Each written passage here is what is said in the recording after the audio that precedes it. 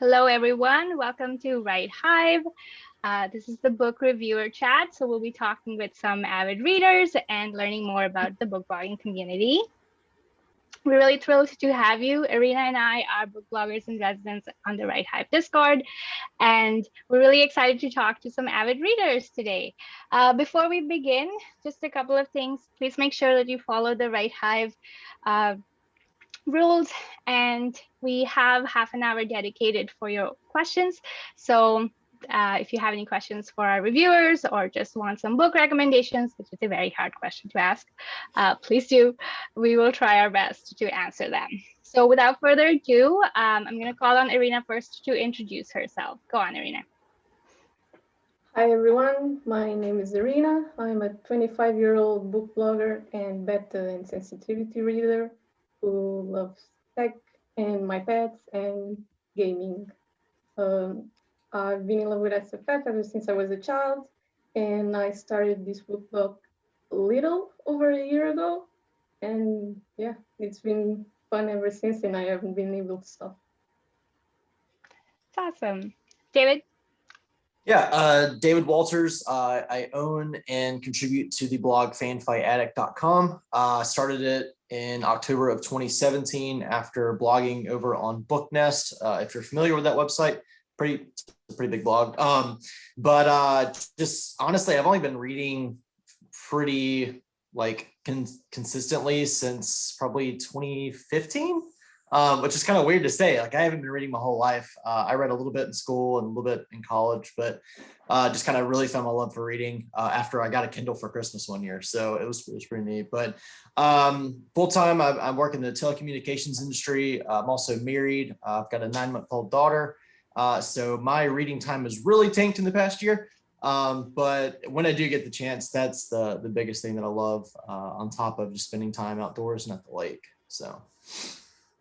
I think our reading times and just our habits evolve so much as we move from school to university to work, and it's just a constant evolution. And now with kids. Yeah. Travis, go ahead and tell us about yourself. Yeah, sure. Hey, everyone. I'm Travis Tippins. I contribute to the Fantasy Inn blog. I also run the Fantasy Inn podcast, where I interview lots of authors and we just have regular discussions or panels. And yeah, I've been blogging for just under 4 years now.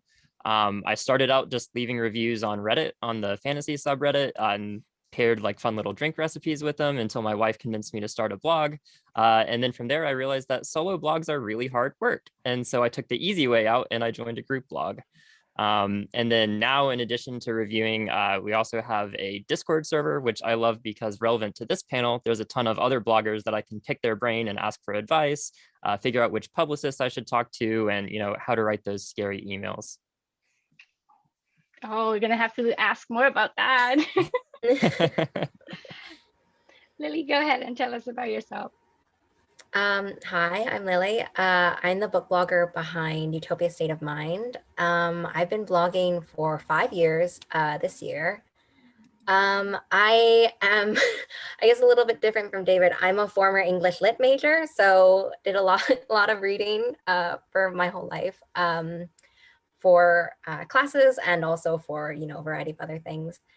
I guess some things you need to know about me is that I'm obsessed with enamel pins, and I'm an avid makeup dabbler. I wouldn't say anything about my skills, just, a dabbler. I started off doing only adult sci-fi fantasy and like a lot of adult sci-fi fantasy magazine reviews, which have disappeared completely from my life.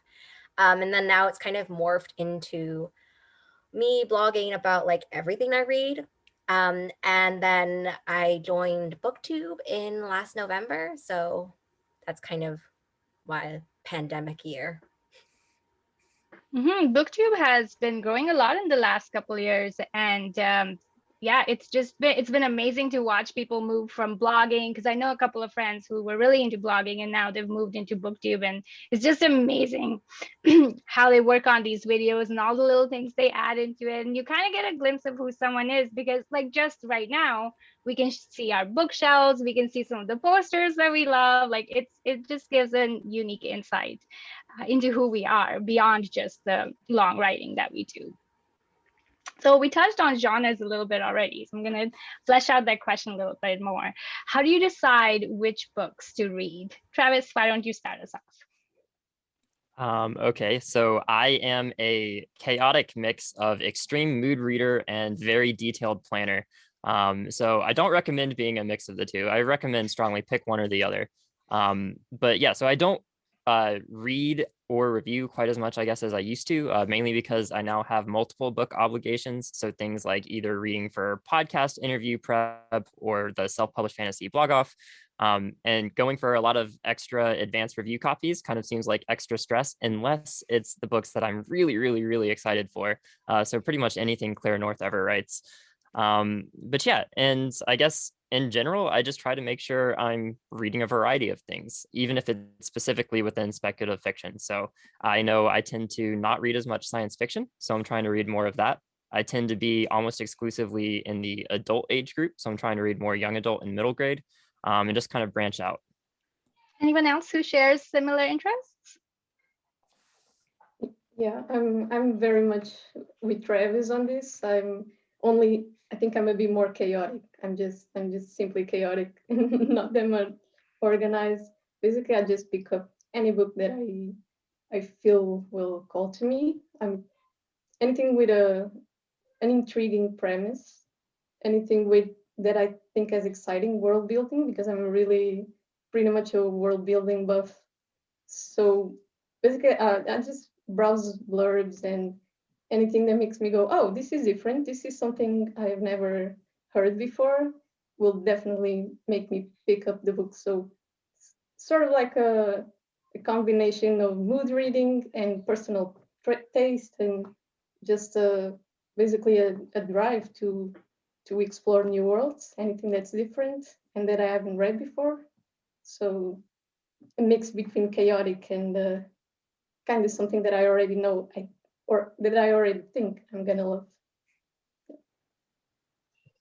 Yeah, I'm kind of all over the place. I have a TBR, I have a reading order, but I don't follow it even a little bit. I've tried making like monthly, this is what I'm going to read in February, and I get like one, and then I just completely go off track and read 5 of the books I don't have listed. So I've just decided not to try to stick to anything, because generally another book that comes out maybe a month or 2 later than the one I'm reading comes out, and I'm like, oh my gosh, I've really got to read that one. So like I'm reading books that are like 6, 8, 10 months ahead of time now, because I'm trying to get ahead of the game a little bit, because I have so many series I'm way behind on. So I feel like if I get ahead a little bit, I can kind of catch back up to all the series I've missed over the past decade or two that everybody keeps getting on to me for not reading. So yeah, I try to keep to some kind of schedule, but it's really over the place. And I read science fiction, I read fantasy, I read thrillers, I read horrors. I mean, it's really just whatever is put in front of me, and does that sound good? Okay, I'll read it. I am a very detailed planner. So I have like a Trello board of all my arcs and stuff, and I like organize them all. It gives me a lot of I think this year it's given me a lot of a false sense of control over my life and over, the state of the world, at least this year. So I decide based on release date. And so I organize it through that. And I make like monthly TBRs of like backlist books that I want to read and kind of pick up, before bed, like at a much more relaxed pace. And I pick books basically on, if you see an announcement of a book that you really want to read, like I'll make a card and then I'll stick it in the Trello so that I can like think about it later. And then the rest of the schedule is based on, I guess, if publishers contact me and then ask me, and then, like there's another Trello card, essentially. So I really love Trello. So that's kind of how I decide what to read, when I need to read it, essentially. I'm not 6 to 8 months at all in advance. I'm trying to like catch up with April, essentially. So, we'll see how that goes. I had a little phase in there where I was using something very similar to Trello, but we were also using it for work. So it felt like I was at work all the time because I was using it for work and I was also using it for organizing my reading. I don't anymore, but there's just a really long list of books I need to catch up on. Their publication date is going to show up anytime, and I'm still going to miss it because it's just not going to happen. Related to this, I had a question for you all, and I'm kind of missing it out. Maybe it was deadlines. Do you set deadlines at all? Like when you look at a book, you're like, you know what, I have to read it by this day. I know it's a little bit related to organizing, but do you ever like just make them up and then tell yourself, you know what, if I don't get it, it's totally okay? I set deadlines all the time. I am working on getting to the mental place where I can say if I don't make a deadline, it's okay. But yeah, instead of Trello, my organizational software of choice is just Google Sheets.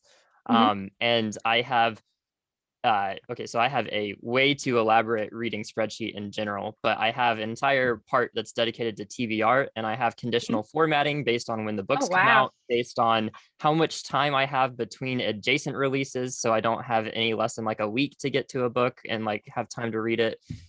So that's kind of how I manage it. You guys make me feel awful. I started using Google Sheets a couple of weeks ago. I've used it for like work and stuff, but I just used it a couple of weeks ago to kind of like figure out how much I need to read each day to hit a certain deadline. Like if it's in, say, 30 days. I don't follow it. I even like downloaded the app on my phone, like to keep up with it.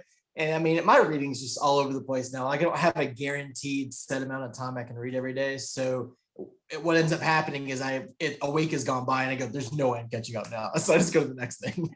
I find that when I'm not sure about what I want to read, I will start planning out like, okay, 30 pages for this book and 40 pages for that book in a day. And then that schedule just does not happen.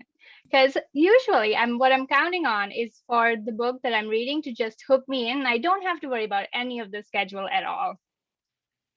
Did anyone want to add to that, or should I move on to the next question? I just want to say, for someone who tries to be organized about planning what I would be reading, this last year has been extremely difficult because so many release dates have changed all over the place. Oh my goodness. Pretty much everything's bumped back. Nothing's really been bumped forward, but I have a detailed like list for the entire year, and then it's out of date like 30 days later. Yeah, and I feel even with the bump back, I still haven't caught up. You never will. No, I know. Don't try. No, I'm not gonna. It's just, I wish I could, but I'm not gonna. Like just March was like 15, 20 new books that came out, and I had so many arcs, and I was like, how? Why did past me have to get so many arcs? Still not gonna catch up. Speaking about review copies, do you connect with authors directly? Can they reach out to you and put in review requests? Lili, do you want to start us off this time? Yeah, I can start. I do right now.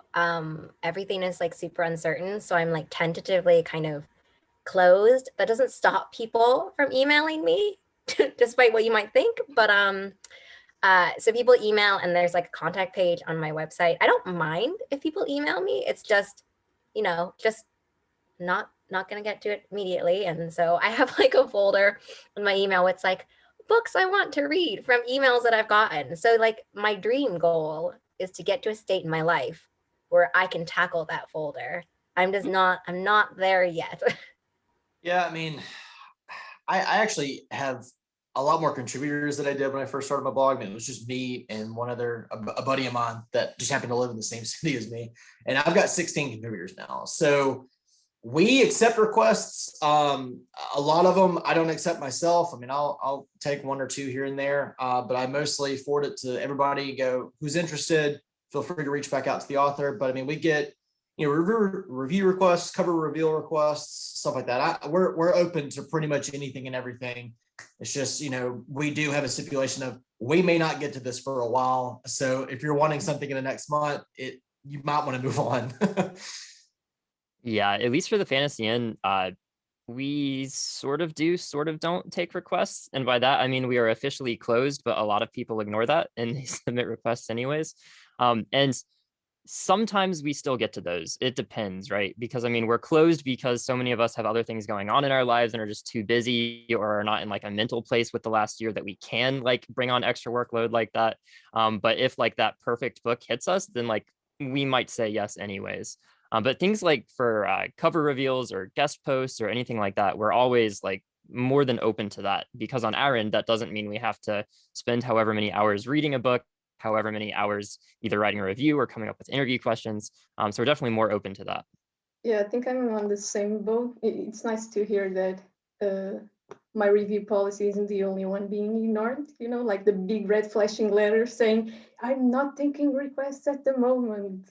Is not the only one being ignored. But yeah, it's like Travis said, it really depends. And though I'm currently closed, I always love collaborating with authors and publishers. And even when you say no, it's always a joy to see that someone wants to work with you and to connect with you in that way.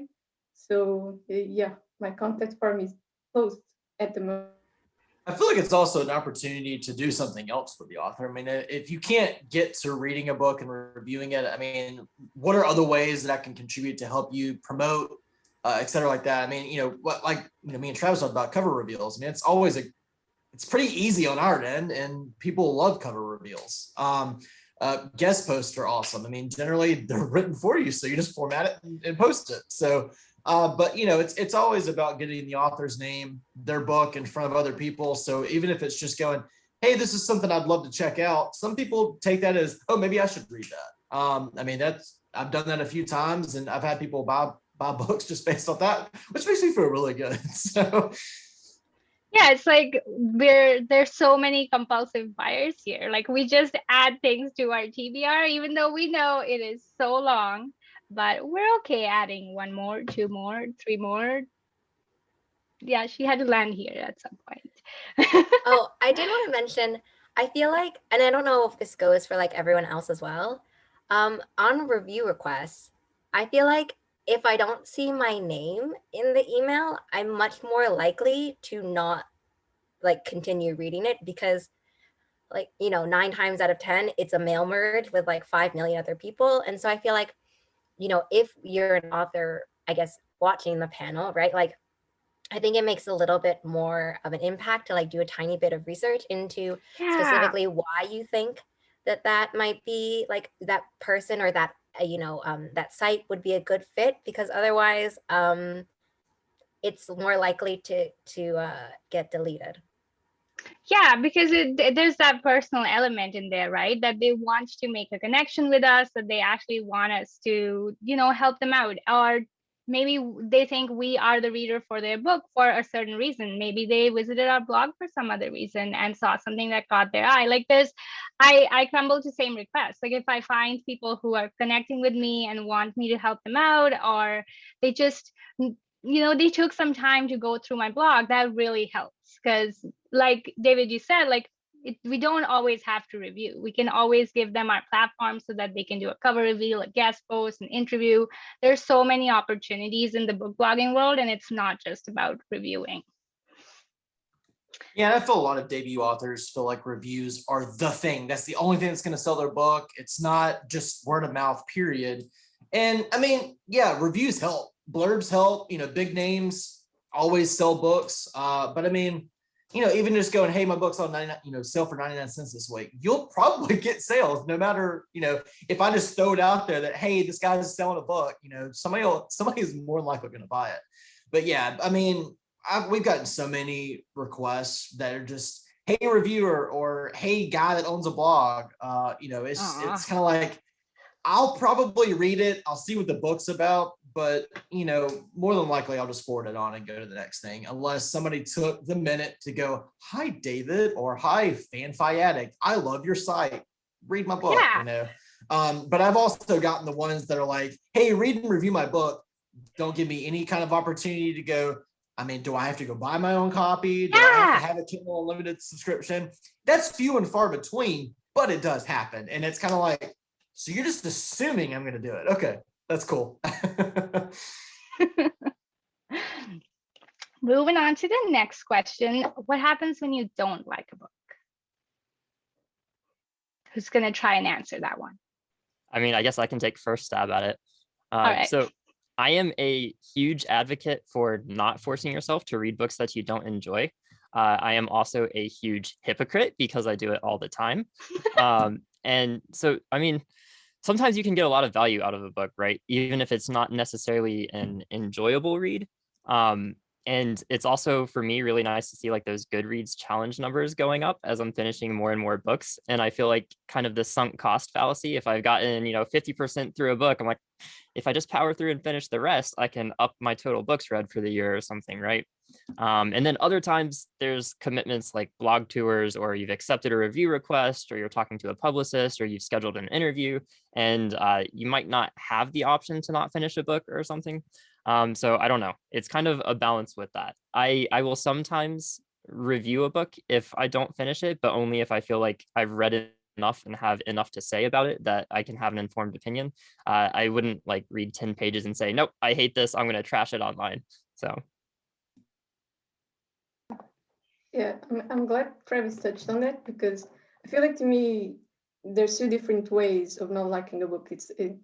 One is I finished the book and I don't really have much to say about it. Either it just wasn't for me, or I just don't have enough drive to write a review about it or to talk about it. And then there's the other half, in that it's a book I don't even want to finish. And with DNF books, I'm also an advocate for not forcing yourself to, I'm just gonna finish this book because if it's not capturing your attention, and especially now that there's not really that much time to hold on to books that you're not even feeling like reading, I just put those aside. Maybe I'll even pick them up again some other time when I'm more available, or when I just feel like it. But yeah, I don't usually force myself to finish a book, unless, like Travis said, there's a certain commitment that's not exactly a personal commitment, when it's a blog tour, or when it's a direct review request from an author or a publisher. On those instances, I'm not sure if that's a fault or a strength. I always force myself, so to speak, to finish the book, even if by the end I don't even review it, but getting through it to the end, that's really important for me to kind of give back the contact that the publisher or the author went through all the work to make with me. So yeah. Yeah, I will say, I always say there's not enough time to read every book. So if something's not jiving with you, move on. Because I mean, you're kind of save your headspace for the next book. You won't go into it just going, oh, I really have to finish this book first before I go into this. And as far as like commitments, book tours. I mean, if you've got a book to read and you've said you're going to do it, and you don't contact, if they don't have like a 48-hour policy or something, you need to get through it and at least give it your best. But with like, books you get through publicists, they actually want you to let them know if you're not going to finish a book. They actually appreciate it. Especially if you have a good relationship with them. I've had several ones that I haven't read the first book in the series, but book 2 comes out and they're like, hey, would you want to check out book 1? And then I do. And I'm like, hey, by the way, it's not really, jiving. And they're like, oh, no problem. Thank you for letting me know. Because they're not like sitting there expecting something by the time the book comes out. Now that's not every case. Authors, feel a little differently when you say, I don't think I can finish your book, so that's a little, you have to kind of toe the line on those. But, I just feel like if I get 20 or 30% into a book and I just don't feel like I continue unless somebody else told me it gets better at the half. Everybody always says it gets better after 50%. Just keep going, or it's, the first 4 books are terrible. Once you get to book 5, like get to it, sometimes it's just not worth it, and it's not worth your sanity to continue on if you just don't see it going anywhere. Yeah, I agree. I think also for example, blog tours as well. I find that like books that I want to DNF, but then continue reading for a blog tour that I end up then not really enjoying as much, then I often have to email the blog tour and be like, hey, this is a promotional tour for the book. I don't feel that I can help boost that in this context. Can we work something else out? All of the times, basically, like 100% of the times, basically, we found a different way.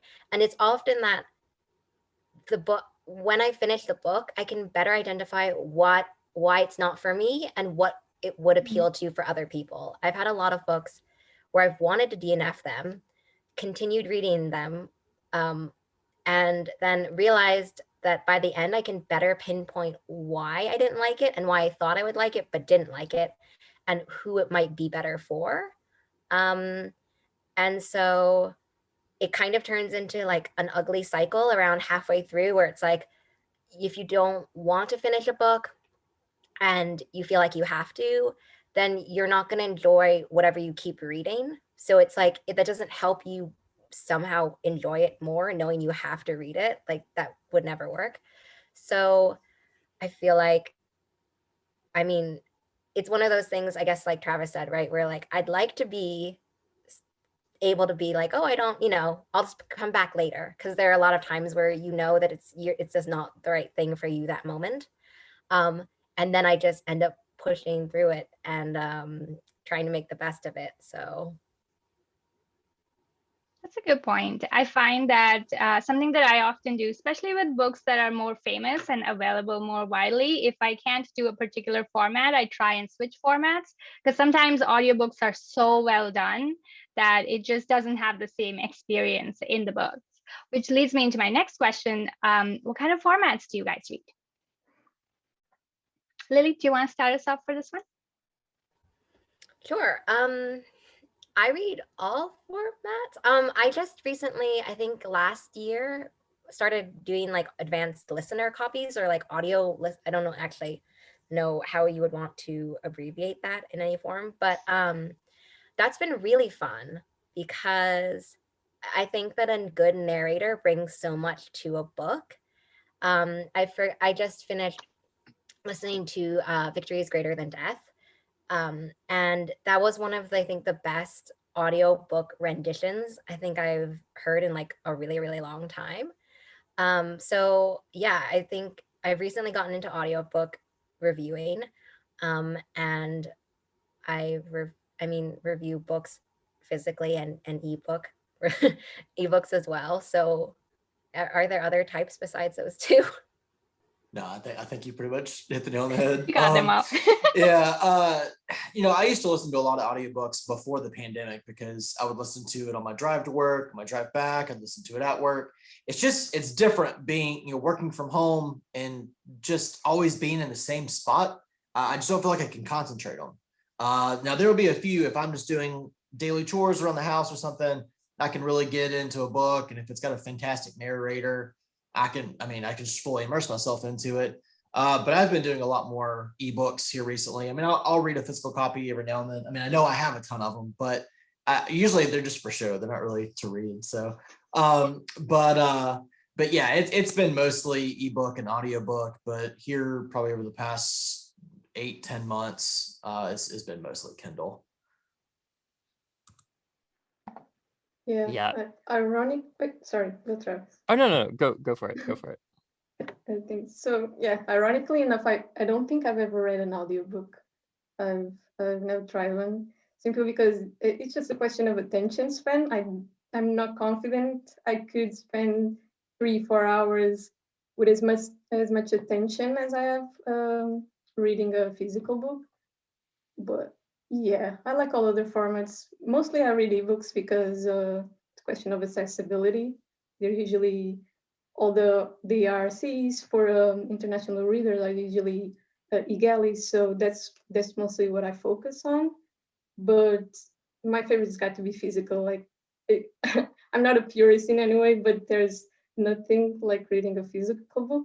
And I don't know if this has been happening to any of you too, but with the pandemic and the the constricting space and all that, I feel like my attention span reading ebooks has faltered a bit, in that I tend to need a physical book to really get in the zone, so to speak, when reading. But yeah, physical and ebooks are my two preferences. Yeah, I do pretty much any format, although, so I have my reading spreadsheet pulled up because I do like to keep track of annoying stats. It's been over 2 years since I've read a physical book. It's almost exclusively ebook and audio for me. Over the last 2 years, it's been 42% ebook, 57% audiobook. So, and I mean, my audio, like David, has kind of taken a hit in the last year because I used to have a relatively long commute and I would go through so many books that way. So I've been making up for that by just cranking the speed up. So now like over 2 times speed, almost exclusively listening to audiobooks. And then ebooks, because that's pretty much the main way I get advanced review copies. It's a lot easier that way. And there's less guilt on my end if I don't get to something in time, because I know the publisher hasn't spent the money to like ship the book to me. Yeah, that's true. Like, as exciting as it is to get like physical copies from publishers and authors, it does amp up the stress. How do you rate your books, David? You mean as far as like stars or 5 or 10 or just like whatever how do I your figure out? system Okay. Yeah, so we used to do star ratings, and then I used to just do like the 5-point rating, whatever. But I don't feel like 5 is a big enough like number. Like, a lot of people look at a 3 and a 5 and go, "Oh, that's not good." But that's like, I enjoyed the book, but it has its flaws, or there's some things I didn't enjoy about it. And of course, 5 is like, it's phenomenal, it's the next best thing. But I started doing a 10 out of 10 rating system here probably over the last year or so, and I feel like it helps me better kind of figure out where that groove is. Is it a 3, 3.5? Is it a 4? But I've got like a 7.5, 8. Now, so I feel like it allows me to kind of play around and go, okay, this is really good. I don't think it's quite 5-star for me, but it's definitely 4. It's definitely 4 to 4.5. And my contributors have found that a little bit easier too. But yeah, I feel like I'm more on like I am more willing to give a 5-star than I am like a 3 or a 2. And honestly, I don't really review many books that I feel fall under a 3. That's just my preference. I mean, people will probably come on my blog and go, this guy thinks everything's great.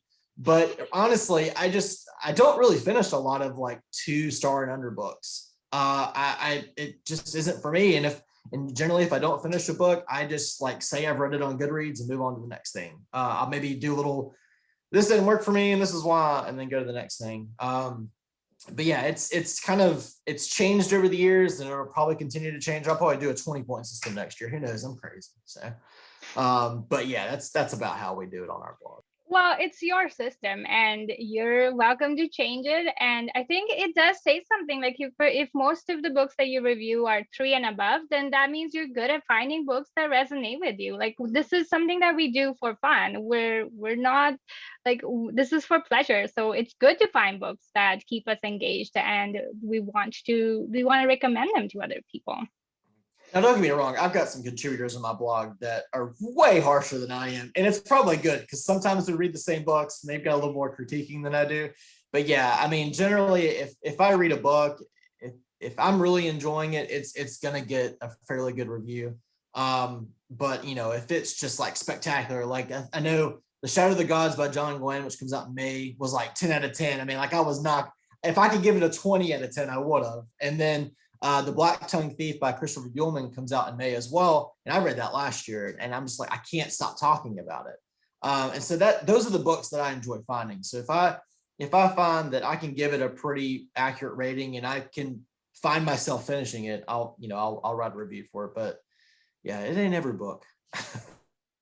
Yeah, I think that's a huge fallacy people fall into, in assuming that just because you write a lot of 5-star or 4-star reviews, you're being sort of dishonest or something. But I think it's more of the fact that I don't have the mental drive to write about things I don't care about, you know? So that's why I'm with David on this one. Most of my reviews, I think, are really highly rated, at least on Goodreads, because I don't use scale ratings on my blog because I'm very bad at maths and comparisons drive me crazy. I can't, like, sometimes it happens that on Goodreads, you have to use star ratings, right? So I rate a book 5 stars, and then I rate a book 3 stars, but then I read another book that it's not a 3-star, but it's also not a 5-star. So I start comparing all the books that I've ever read, and it just gets very complex. So I tend to stay away from scale ratings altogether. That's just a personal preference. So yeah, I feel like I'm kind of still experimenting with sort of trying to create a new review system that works for me. Currently, I was just like these fan graphics or buttons, which are like little emojis that speak of my emotional reaction to the book, like oh, I was struck by the world building, or really surprised by the plot twist. So yeah, something like that for now. I think that really works and it's really fun. So I use an Excel sheet like I have a ratings sheet on Excel, and so it has like 10 different criteria, and I rate them 1 to 5, and then I average out what it says. I think technically one of the categories is weighted, but I don't remember which one and if it is actually rated. But that's only to determine what I should put on Goodreads. I don't do any stars on my blog because I just don't like doing it. And I feel like it's really because some, like for example, some 3-star books, I'll recommend the heck out of it. Like it doesn't mean that I don't like it, and it doesn't mean that I think there's like a misconception, I think, with particularly like 3 stars out of 5, because I think that people can think that they're like really bad. But I mean, technically on Goodreads, it says that I like it, right? And I like a lot of things. And I felt like this year, or sorry, last year to this year, I think I added a category on my sheet for just enjoyment factor, which I think is something that a lot of people can have a different kind of perspective about book reviewing, right? If you're like reviewing it, I feel like on a critical lens versus like if you're reviewing it as, any reader ever out there. And I think those are two different things. And I do think that enjoyment factor should be, since, reading is supposed to be more or less for fun, I assume. And that I think that there has to be some sort of enjoyment factor to how you enjoy a book and how you think other people will enjoy it. I do think that I do vary where I bring these like not negative reviews, but like reviews where I feel more negatives than positives per se. Because I have gotten a few comments on Twitter, for example, about very much that thing, like, you just only enjoy books, like you never have books where you don't enjoy. But I think that that's a very conscious decision about how you curate your social media space. And so for me, based on the space I am or the person I am on Twitter, I like to talk about books that I love, and I like to hype up books I love. And like I write and I write reviews that I don't love necessarily, and there's a place where you can find them. There's an easy way for you to keep seeing them. And I think that based on that comment, and I can also kind of what we've been talking about earlier too, is like, as you become a better judge of who you are as a reader, I found that I can pick up books that I will enjoy, and I have a better sense of what that's going to be. And so part of it is like, I'm very conscious about what I want to say and how I want to like give essentially free promotion to, right? And then another one where it's like, I've also think as you read more, you understand you don't like this trope, you don't like this author, like you don't like that ever. And you get better at honing what you do like and what you don't like. Yeah, I've come, I guess, at ratings from a variety of perspectives. So I used to do, I think, kind of similar to you, Lily, where I had a spreadsheet where I had like 5 or 6 different categories. And then I also had another like ranking system where I weighted those categories. So based on like, I'd say, okay, character is 10 out of 10 important to me, plot is 6 out of 10 important to me, and that scales all of my individual ratings according to that. Because I had this idea of designing a website where people could all rate books they've read based on all of those categories, and then they enter in how much they care about each thing, and it'll personally recommend like the books that would be the best fit for them. That didn't happen. That's too much work. But then also like, so I would sort at the end of the year based on like my highest scoring books and figure out like what my top 10 or top 20 would be. And I would find by the end of the year, I wouldn't always agree with that list based on how I was rating everything, which made me play around with like, okay, I obviously need to rank enjoyment more. There's a time factor to it as well, because a lot of times after I write a review or after I rate a book, my feelings on it change over time. And it's hard to capture that. So now on Goodreads, I don't worry about my rating so much. I tend to skew higher because I try to curate my reading, and it's just kind of a gut, how am I feeling at the time? 3, 4, or 5 stars almost exclusively. But on my blog, I don't leave numerical ratings. I guess in a perfect world, the idea would be that people don't skip to the end of your review to see what that numerical score is and ignore everything else that you spent all the time writing. But in reality, I feel like you maybe curate a more like in-depth readership of your reviews, but it's a smaller readership because they know you're not putting just a simple score on there. They know you actually have to read the entire review to get your thoughts on it. And I am guilty of that as well. I will visit blogs sometimes and just try to quickly see, is it a 5 out of 5 book? Is it a 4 out of 5 book? And then skip the majority of the text. Yeah, ratings are really hard because the way we approach a 5 can be very different from the way we approach that same 5 a year later, depending on what's happening in life, how immersed we were in a book. Like there's so many factors that go into rating. For me, I don't do star ratings on my blog anymore, but similar to the criteria that both Lili and Travis mentioned, I have characters, I do plot, I also do immersion and emotional response, and I find thought-provoking is also a really good one. And a lot of time my 3 stars end up being really thought-provoking, but there's just something else maybe missing from them for me that because of which they couldn't end up being a 5. We've talked about Goodreads a little bit. Are there other platforms apart from Goodreads and your blog or booktube that you write at? Travis?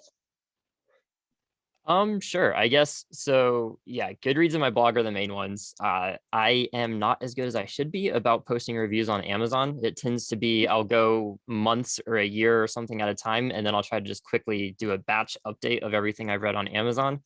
And I also think that Amazon isn't really as conductive to long form reviews. I think a lot of times people are looking for like, okay, what's the overall score? How many ratings does it have? Read a couple of the bold headlines for the reviews to see like, oh, characters, or like, oh, action, or something like that. And I kind of suspect that publishers and publicists are mostly looking for an Amazon like review just to get the ranking system or the algorithm up there. So I don't worry about like putting too many words into those reviews. And then I also kind of post reviews when I can remember to on the fantasy subreddit, because that's a very easy way to get thousands of eyes on your review very quickly. And I've gotten authors who tell me, they just send me a private message after I post a review on Reddit saying, hey, I noticed like a distinct sales spike in my Amazon charts or whatever for the day after you posted your review here. And I don't typically get that when I'm posting on like Amazon or Goodreads or my blog. Yeah, I definitely needed to be better about Reddit. I like made a Reddit account like a couple of years ago, posted a couple of times, and then just like nothing until maybe a month ago. So yeah, I do think I need to start reposting some of my stuff there. But yeah, I'm kind of like with Travis. I'll post it to Goodreads, my blog. I mean, if it's one I've rated well, I'll post it on Twitter. Kind of like a little blurb on there that gets me some pretty decent traffic, just people seeing, a blurb. And yeah, I mean, sometimes I'll do it on Amazon. If it's for a book I really enjoyed, I'll make a note to, the day it publishes. But Amazon's also really bad about going like 2, 3, 4, 5 days before the review post. And it's kind of like, do they even care that, these books get reviews? I mean, do they only care, about electronics and the stuff that they sell, good stuff. So I'm kind of not doing as much there. So yeah, generally it's blog first, Twitter, then I'll throw it on Goodreads, and then somewhere else at some point. I don't really do reviews on my booktube channel or on the podcast. Those are mostly just author chats. So.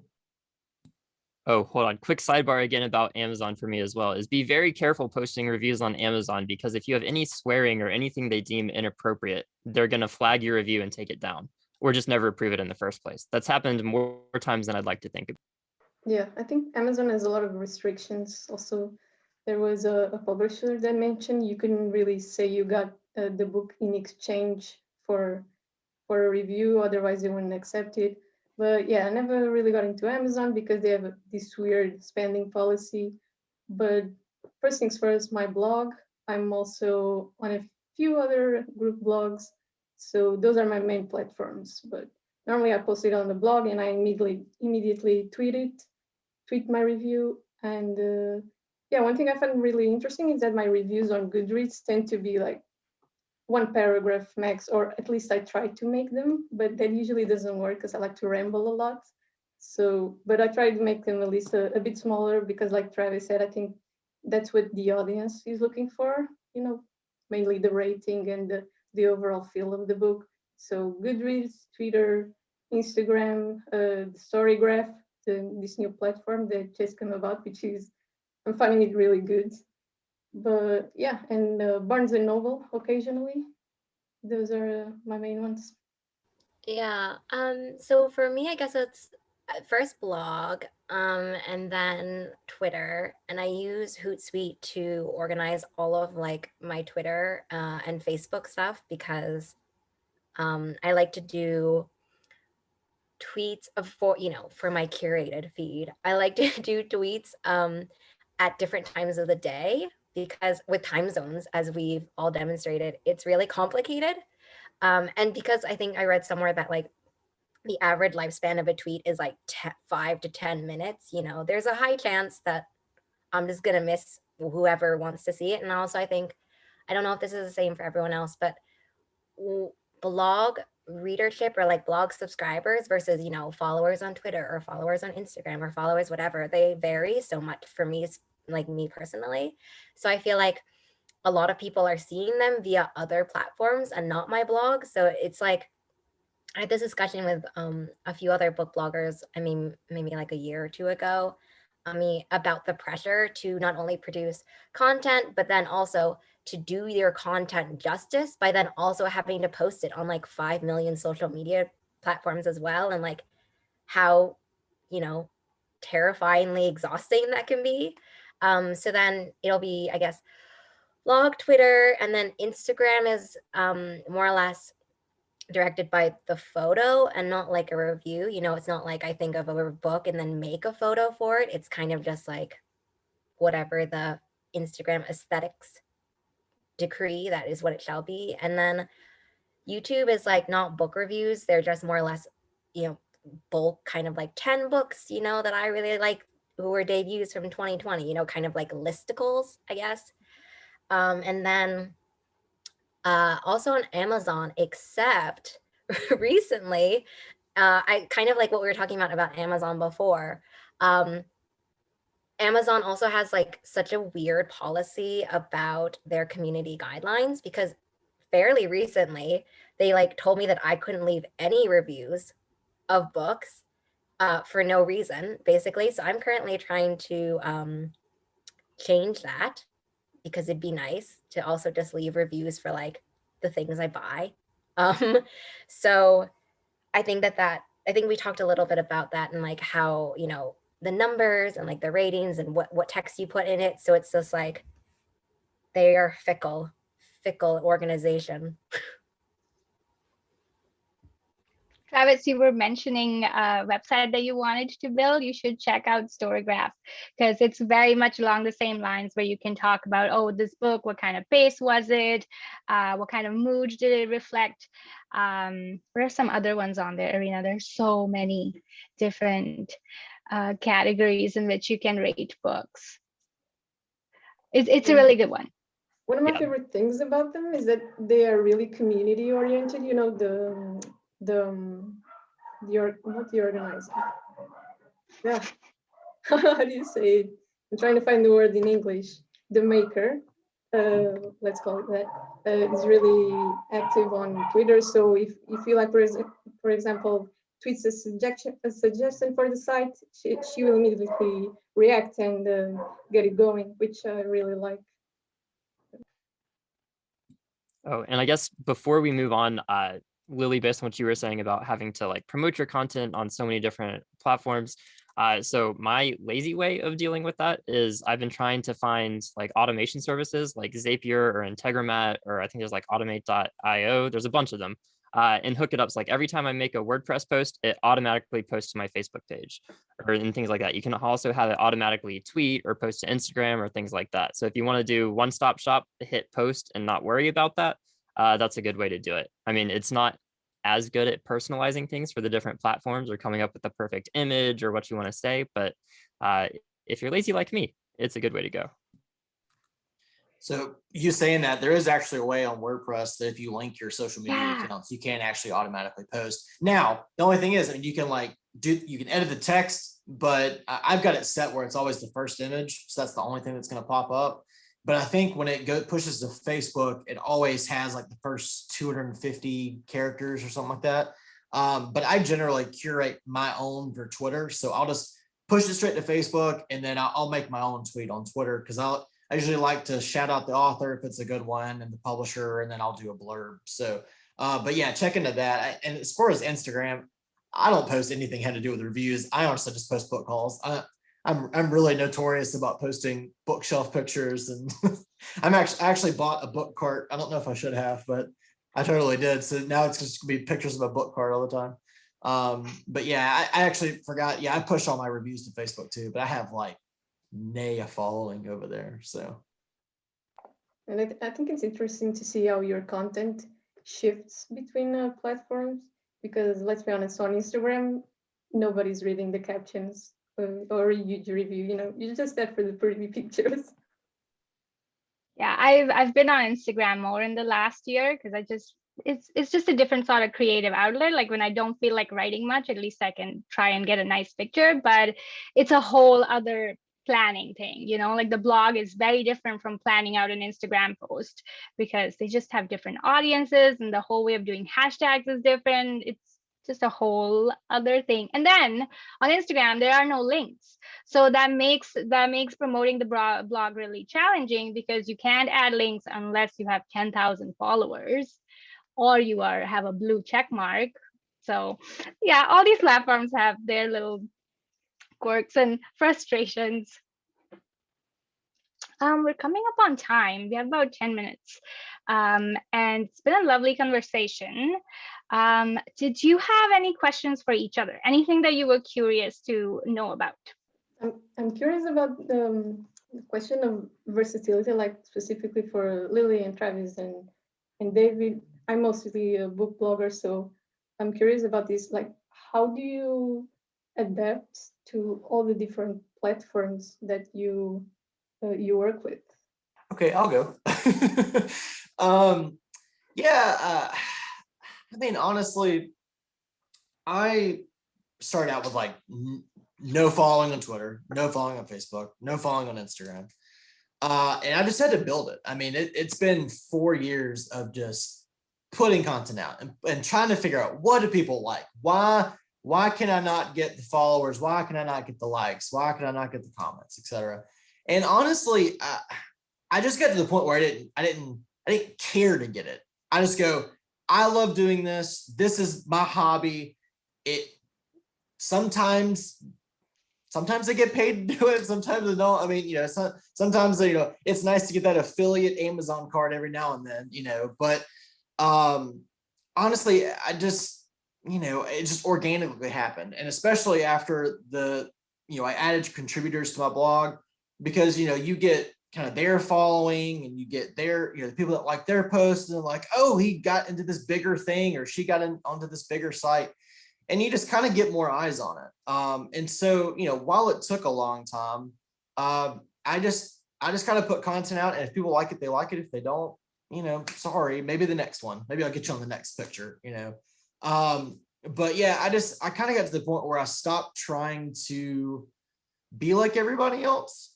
because I felt like for a couple of years, I tried to just do what other people were doing. I'm like, what is it specifically about their posts that people just like so much, their article or whatever. And it just got exhausting and stressful. And I go, this isn't my job. so maybe I just need to tone it back a little bit, just do me. And it's turned out okay for me. I'm really grateful that you mentioned that, because I think it's almost like a taboo topic. Like, nobody wants to talk about the stresses that they go through in like comparing with other people and trying to figure out what someone else is doing better than you are, because it's natural. And with all these numbers out there, with how many followers, how many likes, how many comments, it's just so easy to compare and fall into that trap of like, what do I need to do different? Like, I'm reading, I love reading, but it just kind of takes the joy of reading away a little bit, because now my attention is diverted towards how do I get an audience, and that's just challenging. Yeah, it's one of those things where like, oh, I wish I had what they had. Yeah. My gosh, I wish I had the following that Daniel Green had on YouTube. Wouldn't everybody love to have that? But at the same time, I don't do what he does. I mean, he does it full time now. He has time to edit videos. He has time to do all this stuff. I don't have that time. I set aside an hour once every couple of weeks to chat with an author, and then I immediately post it because I've got work, I've got other types of things I'm going to do. And so I'm just like, you know what? If people like it, they like it. If they don't, they don't. I can't curate everything, because I literally would not get any sleep if I did that. And it goes the same way with blogging. I used to, and I still think he does, but Patrick Leo over at Novel Notions, he's still one of the best reviewers out there. I still think he deserves a lot more followership than he has. And we actually kind of grew up together on Book Nest before we kind of decided to make our own blogs. And I used to be super jealous of him. I'll say it now. I still am. But, I've just kind of got to the point where I'm like, he does his thing great. I'll promote him. I do my thing. He promotes me. And that's all the book community is about at this point. It's just, do you promote each other? And if you don't, maybe it's not for you. I don't know. Yeah, kind of, maybe this is taking your question in a different way, Arina, but I guess what I found in terms of different avenues for promoting books or talking about books, I know like I have a podcast as well. And for me, that's more if I'm trying to like really push the books that I love. For me, the podcast, since it's interview form, is more if I can sell people on the author, then I've automatically sold them on the book as well, and maybe more than one book. Because ultimately, like, that's kind of what I'm more interested in, is getting people to check out an author than any one specific book. And also, there's a difference between like on my Google Analytics page for the Fantasy Inn, I can see that people spend about an average of 1 to 2 minutes on a review, and that's not enough time to read the whole review. It's not for me. I'm a slow reader. And on a podcast, if I can get them to listen to a 60-minute interview or something, that's a lot more engagement with trying to sell them on something. Not that I'm strictly trying to sell people on something, because I'm not like a marketer or a publicity person, but if my end goal is getting people to read the books that I love, then I feel like I'm a little bit more successful with that. Yeah, I definitely think so. I just started booktube like pretty recently, last November, as an addition to the blog, which is just like the worst pandemic decision ever. But I think for me, I've made a very distinct decision in my mind to compartmentalize. So it's not like kind of like, ooh, what can you find on each, social media platform? But it's kind of turned into that, where it's like, if you want to know what I eat in a day, you have to be on Instagram, because I just am not posting that on Twitter, right? Like, and if you want to know every random dream I have, like that I can't sleep because I thought that I uploaded a book talk, that was my legit nightmare last night, you'll find that on Twitter. Like, it's about finding your like what you want to say and the platform that suits that particularly the best, I guess. Like, I think that also I've decided that, anything where I dabble in makeup is like only on Instagram, right? And anything where I want to do like listicles, which I don't normally do on my blog, because then it's, adding buy links, Goodreads summaries, cover images, all of this in like, something that, yeah, like someone's going to spend maybe a couple minutes on, is just like not worth it. Whereas in my mind, doing like a 20-minute YouTube video seems to somehow be more worth it in my mind. But it's also, people told me I guess recently that like a lot of things that they like to do when they listen to booktube videos is like do other things, right? So like, you know, they like to journal or they like to eat dinner or whatever, like while they watch YouTube videos.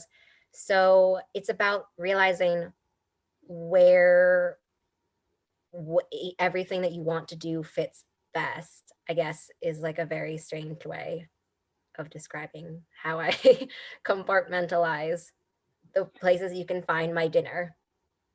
No, but it's a really good point, because now you've figured out how your audience is using your booktube or your blog, or then you kind of cater it a little bit to them. Because if for booktube they're just doing it on the side, kind of like how we listen to audiobooks, that we're also doing something else while we're listening in, and probably the same with podcasts, then you kind of know what kind of content can you put in there. Because if you do something like a tutorial video, then now someone has to really sit and watch it. But if that's not what your audience wants to do, then you have to get around it and maybe do something else. But that's a really good point. Arina, did that help?